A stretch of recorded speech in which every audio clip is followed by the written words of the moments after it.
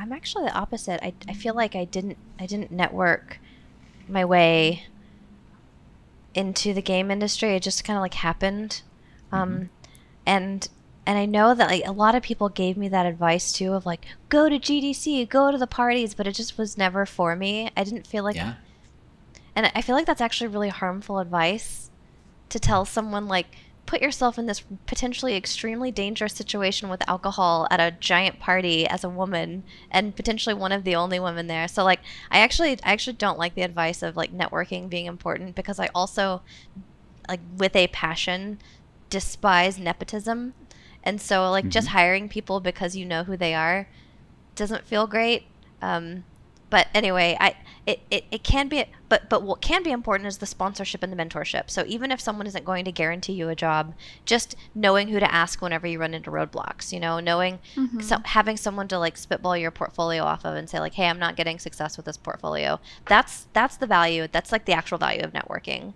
At least it should be in my ideal universe. I'm glad you brought that up because I always feel uncomfortable with the idea of going to big parties. I don't go to parties anyway, but especially parties with people who are not known for being the best all the time. Yeah, good for you. I would never recommend that you do it.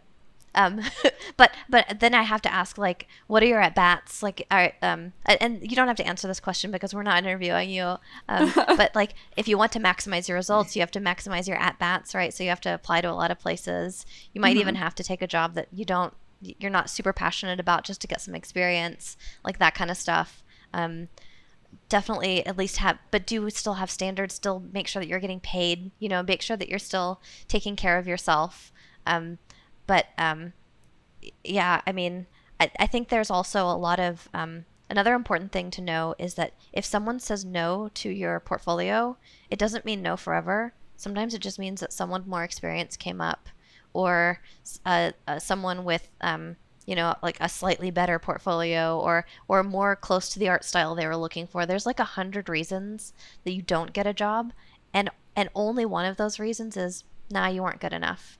And so it's easy to feel like when you don't get the job that it is that answer, that there's only one answer, and it's that you're not good enough. But that's just so from how many people I've hired, there's so many times I wish I could have hired more people. Like there were 5 really strong, decent applicants, but I had to pick one. And that's really hard. So anyways, my advice is keep applying. Don't stop applying. And until they tell you like, hey, stop. I would just keep doing it because I also, there's success stories there. Like, I mean, I'm fortunate that I got the first job that I applied for in game design, and I'll admit that. But I worked alongside another super, super talented designer who actually outleveled me very quickly because he was so, like, he's very good he's like a very good ideas person, very good at execution, but also very good collaborator, which I struggled with for a very long time. And it took him, I think he applied for the WoW team 8 times before he got the job.